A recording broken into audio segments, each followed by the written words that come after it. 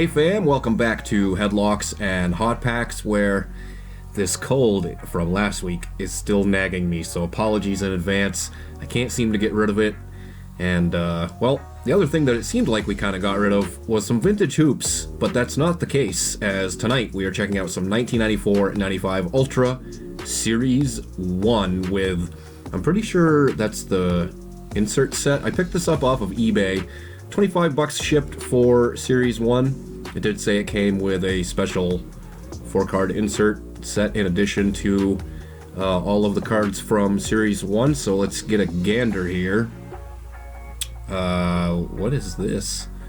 Looks like we've got some free penny sleeves. I guess we'll take that. I can't really complain about free gifts, I suppose. Some more penny sleeves, I guess they were just using this for protection for the cards. That's interesting. I've never seen that before.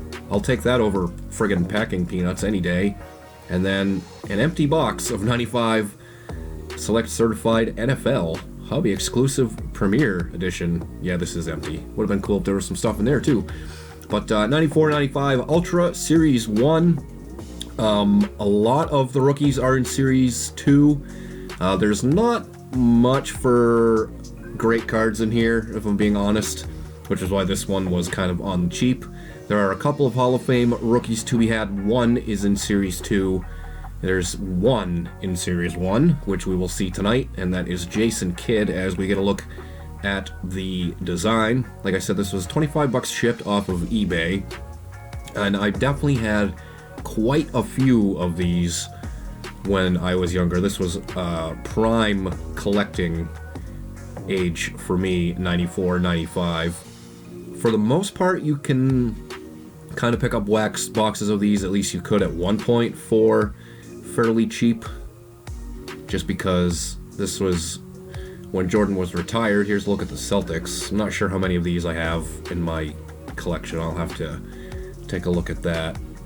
AC Earl. Yeah, Jordan did not return until it was the back half of this season. I want to say he was still playing baseball by the time this came out. There's an Eric Montross rookie, a top 10 pick, that did not work out for the Celtics. This was really the dark ages for them. When Dominique Wilkins was your best player at this point in his career, you knew your franchise was in trouble. Actually, I guess it was probably debatable. It would have been between him and Dino Raja. But I want to say Meek led the team in scoring. There's Larry Johnson and Alonzo Mourning. A nice young Hornets core that unfortunately was broken apart. And then Larry Johnson had that back injury and was never the same. Tony Kukoc, second year on him there. Pete Myers is the guy that basically took over the roster spot left by MJ. There's Pip, and now the Cavaliers. But yeah, it was the pretty sure it was the end of the 95 season, 94-95 season, so it would have been the 95 year when Jordan returned, and then his first full season back was the following year. I think that's the case. And there is the Jason Kidd rookie card. I did not have this in my Hall of Fame collection. It's not really a super valuable card. It's like, just a little pack dust on it. Not really super valuable. Neither is the Grant Hill in Series 2. I'm honestly kind of surprised. I could have swore I already had this in my Hall of Fame rookie collection. I definitely had it in previous years of collecting, so I'm not really sure what happened to it. But speaking of young, good cores that got broken up too soon, Dallas Mavericks had a pretty decent one at this time. More so the following year with Kidd, Jamal Mashburn, and Jim Jackson. And for those that don't know, that trio was broken up by a love trio between Jason Kidd, Jim Jackson, and the pop star Tony Braxton, or R&B singer. There is Brian Williams, Reggie Williams. Yeah, I think it was Samaki Walker was on, might have been Byron Scott's podcast, talking about the whole Jim Jackson, Jason Kidd, Tony Braxton fiasco. Pretty interesting listen. There's Latrell Sprewell and Chris Webber. Speaking of another team that had a pretty decent young core that got broken up, primarily because Chris Webber refused to play the center position. I think that's mostly what led to that deal with him getting sent to the Washington Bullets. Antonio Davis, I think that's his second year. Dale Davis, the Davis twins, although not technically. Mark Jackson still in his Clippers uniform. This was his first season with the Pacers. That was a pretty good Pacers team in the 90s. Speaking of Byron Scott, totally forgot we were going to see him coming up in here. And Mark Jackson really was kind of the one that was able to push that Pacers squad further and further into the playoffs. There is Vlade. Some of these all seem to have that like line going across them. Here's our next rookie, Eddie Jones, former All-Star. Definitely had a good career. And then Nick Van Exel, James Worthy. This was his final year. Actually, I could have swore 93-94 was his final year, but maybe he did squeeze out one more. There is Glenn Rice. He would later get shipped to the Hornets the following year in exchange for Alonzo Mourning. There's Smitty, Steve Smith. Lots of guys that were good young players looking back at this, honestly. Like the Bucks would have a good one with Vin Baker, and then they drafted Glenn Robinson this year. That was the number 1 overall pick. And then what was it? It's another like 2 seasons, and they pick up Ray Allen, Isaiah Ryder, and then teach me how to Doug West, Michael Williams, E before the A. I always gotta call that out when I see him. I am badly holding back a cough. I have not been able to get rid of this cold. I'm not sure what's happening. It started out not as a cold. It started out feeling more like a flu, and I had no cold symptoms at all. There is Yankadare, another one that didn't quite work out. There's definitely some guys in this draft class that had good careers, even though, like I said, the only 2 that make the Hall of Fame were Jason Kidd and Grant Hill. There is Ewing, looking like O'Neal is stuffing him there. Can't really see the ball in that picture. Oakley, Doc Rivers, that's towards the end for him. John Starks. We should be seeing Penny and Shaq. There is old Anthony there. And then Shaquille O'Neal throwing one down. The dark ages of the Celtics. Again. One of the dark ages anyways.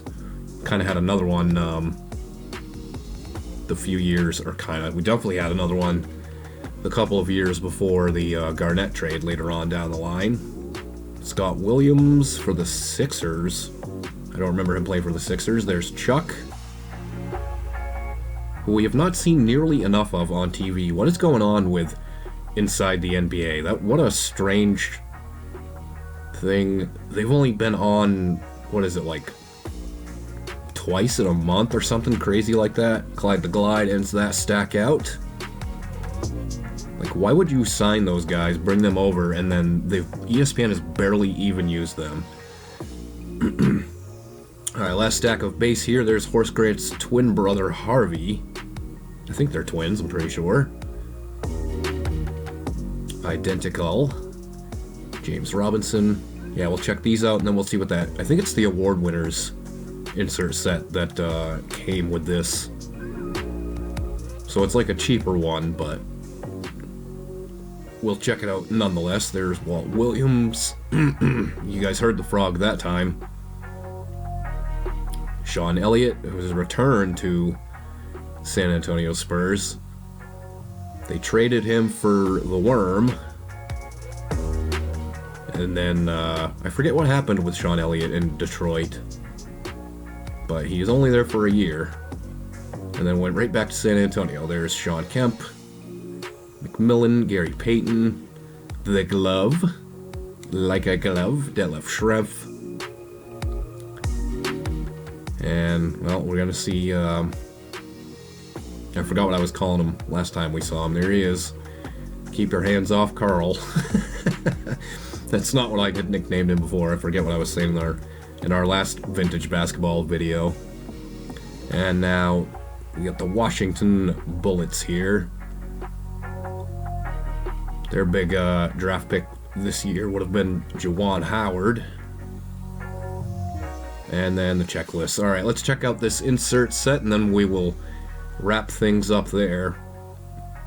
Not sure what the wax boxes of these go for these days. Definitely more expensive than they should be, considering there are no MJs. Unless he's in like an insert set or something, but I don't think that he is. Not really sure why you would put a rubber band around those, but yeah, so it is the award winners insert set, and the names are kind of less than desirable. So this is not a super expensive insert set here, but Del Curry was the 6th man. Most improved player, Don McLean for the Bullets. And you might be wondering why there's only 4. There's Hakeem. He was DPOI and MVP, so there was no need for another card of him. And then the Rookie of the Year was Chris Webber. So overall, not too bad for, like I said, $25 shipped. There's not really anything super valuable when you do it this way. I'm not even sure if there's really any crazy inserts that can be found in 94, 95 Ultra, like I said, just because there's not really any Jordans to be had, not that I'm aware of. But let me know what you guys thought of it in the comments down below. We're definitely going to check out some more vintage basketball here in the near future, but we'll be back with some more modern next week. We will go in Blaster Megabox to begin, so had to switch things up tonight with some more vintage hoops. But that's it for this one. I hope you guys enjoyed it, and I'll catch up with you on the next one.